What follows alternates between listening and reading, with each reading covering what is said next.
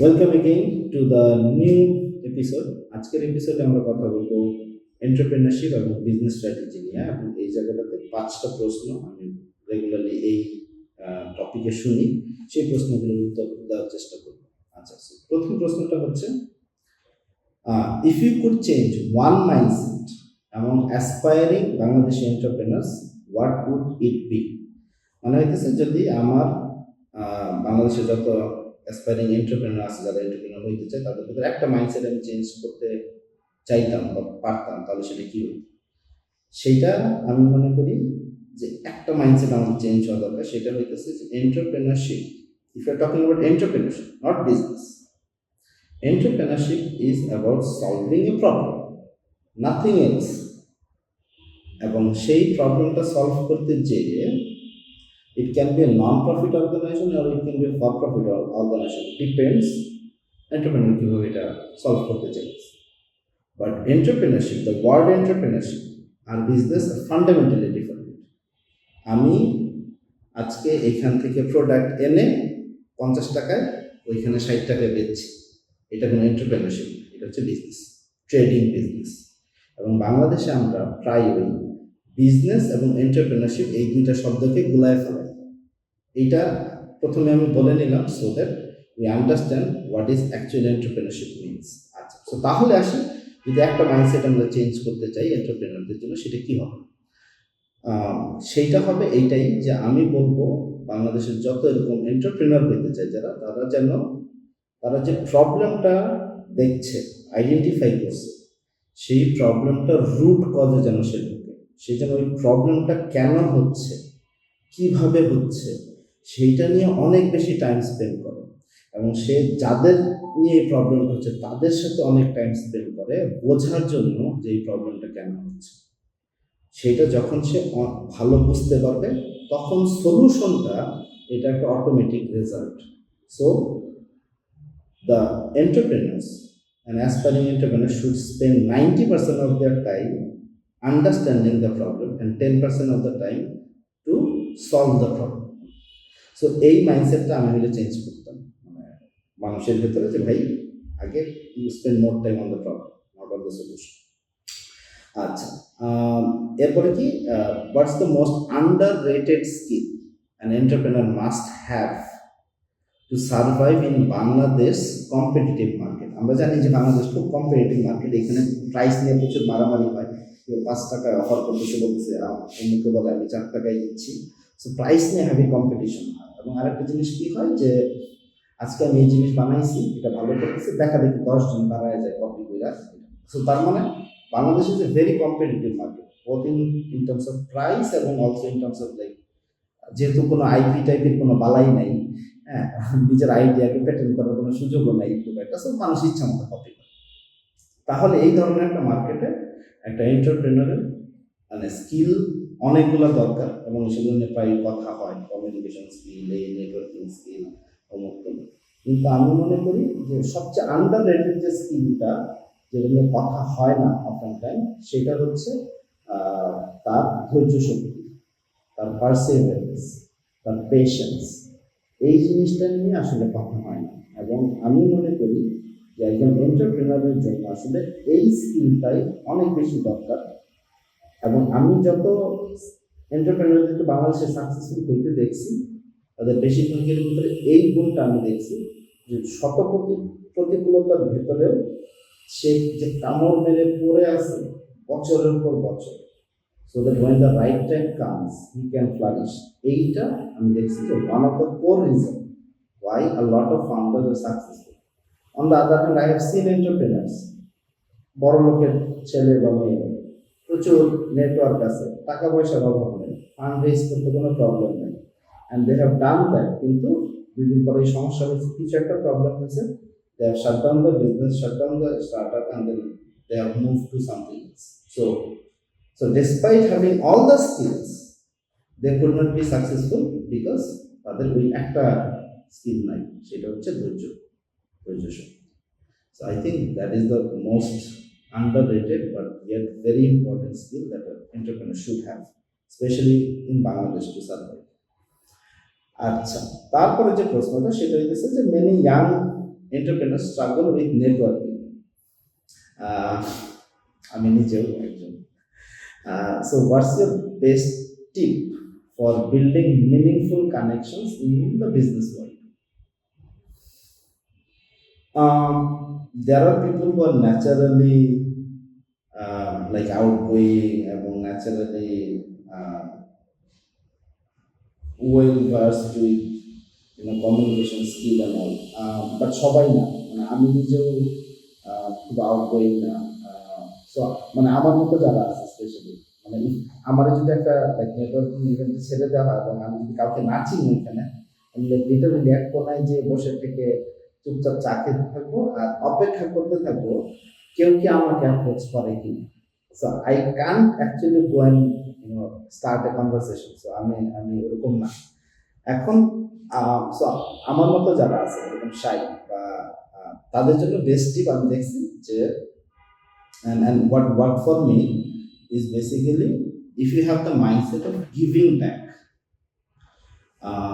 So those who follow me for a long time, you know যে আমি গত 10 বছর ধরে I have been sharing what I'm doing. I've been sharing what are the challenges I'm facing. I've been sharing my successes. I've been sharing my failures, and I've been sharing my learning. এবং অনেকেই এইটা নিজের সাথে relate করতে পারছে এবং so ফলে এখন এরকম হয়েছে যে অনেক ইভেন্টে প্রোগ্রামে আমি যাই যেখানে people have been like following my writer বা like videos and stuff. So আমাকে এখন আর ওরকম অড সিচুয়েশনে পড়তে হয় না যেখানে কাউকে চিনি, এবং ওরকম যদি সিচুয়েশন আমি যাই না বেসিক্যালি। সো দ্য বেস্ট টিপ আমার মনে হয় যে have that mindset to give back, এবং if you have certain knowledge in the industry that you are working on, এবং সেটা শেয়ার করার মাধ্যমে you build trust, এবং once you build trust people want to work with you or people want to connect with you. So এইটা করাটা খুব জরুরি। কিন্তু আমি দেখছি যে আমাদের দেশে আসলে often time very few founders actually share their journey. ফলে আসলে একটা এন্টারপ্রেনারশিপ জার্নিতে কি স্ট্রাগল কি চ্যালেঞ্জ এগুলো অন্য যারা নতুন এন্টারপ্রেনার আছে তারা জানে না, এবং they don't have anyone to look up. এই জায়গাটা আমি মনে করি আমাদের চেঞ্জ করা উচিত, এবং অন্য এন্টারপ্রেনারদের আসলে নিজেদের স্ট্রাগল গুলা নিজেদের লার্নিং গুলা শেয়ার করা উচিত। So if you are a shy person like me, the best tip will be start adding value for the world, for the startup community, so that you can create meaningful connections. একটু লম্বা উত্তর হলো, but আমার মনে হলো যে এটা অনেকে হয়তো রিলেট করতে পারবে। আচ্ছা, সো নেক্সট কোয়েশ্চেন হচ্ছে, if you had to start over today with no contacts and no capital, how do you rebuild your entrepreneurial journey? মানে হচ্ছে যে আমাকে যদি আবারও আজকে নতুন করে শুরু করতে হয় এবং কোনো কন্ট্যাক্টস নাই, কোনো ক্যাপিটাল নেই, তাহলে আমি কীভাবে আবার শুরু করতে হবে? Interesting question. And just for reference, আমি আসলে এইভাবেই শুরু করছি। তো যখন আমি চাকরি বাকরি ছেড়ে দিয়ে শুরু করছি, আমার 2 লাখ টাকা প্রভিডেন্ট ফান্ড ছিল, যেটা দিয়ে আমি 4 মাস টাকা থাকতে পারবো, সংসার চালাইতে পারবো। এইটা মাথায় নিয়ে আমি আসলে চাকরি ছেড়ে এন্টারপ্রেনারশিপ জার্নি শুরু করছি। সো হ্যাভ সাম এক্সপিরিয়েন্স যে এটা, এবং আমি যে সেক্টরে কাজ শুরু করছি এই সেক্টরে আমার আগের কোনো প্রিভিয়াস এক্সপিরিয়েন্স ছিল না, অ্যারাউন্ড এডুকেশন এবং চিলড্রেন এডুকেশন। আচ্ছা, সো আমাকে যদি আবারও রিস্টার্ট করতে হয় তাহলে আমি কীভাবে শুরু করবো? আমি প্রবাবলি যে জিনিসটা করব, যেটা আগে ভুল করেছিলাম, সেটা হচ্ছে যে আমি অনেক বেশি সময় স্পেন্ড করছি টু বিল্ড প্রোডাক্টস, এবং অনেক বেশি সময় দিছি to launch a perfect product. যদি আমার কোনো কন্ট্যাক্ট এবং ক্যাপিটাল না থাকে, আমি তাহলে হয়তো ছোট্ট একটা প্রোডাক্ট লঞ্চ করব, যেটা আমি ভালো, আমি প্যাশনেট, আমি স্কিলড।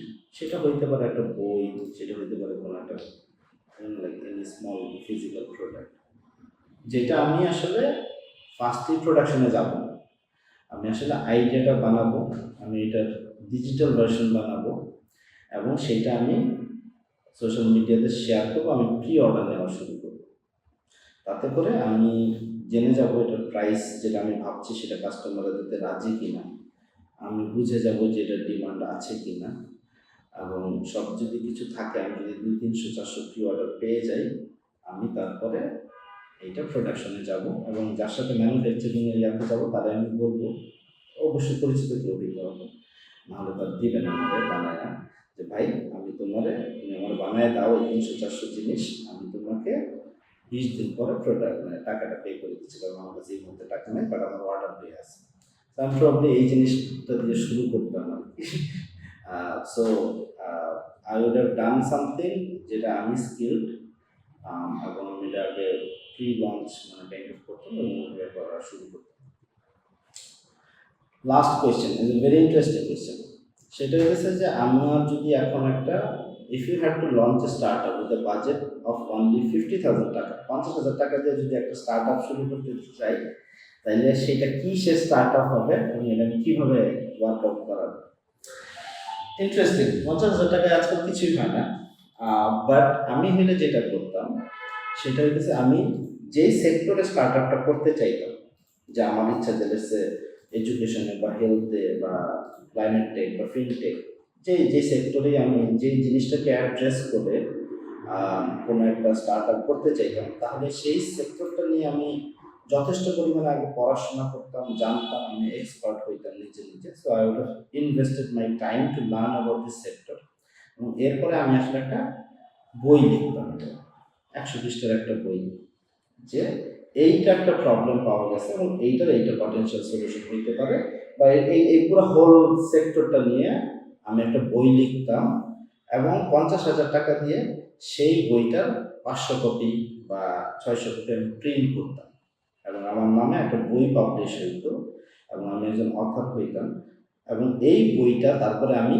এরকম 500 জন মানুষ যাদের সাথে আমি আসলে বিজনেস করতে চাই তাদের অফিসে যেয়ে এটা দিতাম এবং নিজেকে ইন্ট্রোডিউস করতাম যে আমি এই সেক্টরটার একজন এক্সপার্ট, বই লিখছি তার মানে ডেফিনেটলি একটা এক্সপার্ট আমি, এবং আমি এই ধরনের একটা স্টার্ট আপ বা এই ধরনের একটা বিজনেস করতে চাচ্ছি।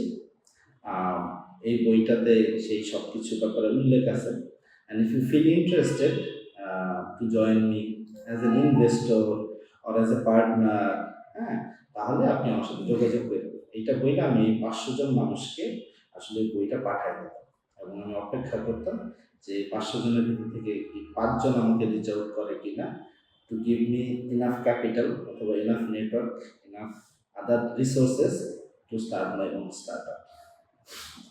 সো কারণ আদারওয়াইজ 50,000 টাকা দিয়ে আসলে কিছুই হবে না। সো এই তো, so these are some of the questions for today's episode. Again, thank you very much for watching these videos, এবং সাবস্ক্রাইব প্লিজ, আমাকে বলছে যিনি ভিডিও আমার এসেছে ভাই আপনি বললেন যেন আপনার চ্যানেলটাকে সাবস্ক্রাইব করে, সো প্লিজ সাবস্ক্রাইব, এবং if you have questions feel free to ask me and I will try to answer the question in the next video. Thank you.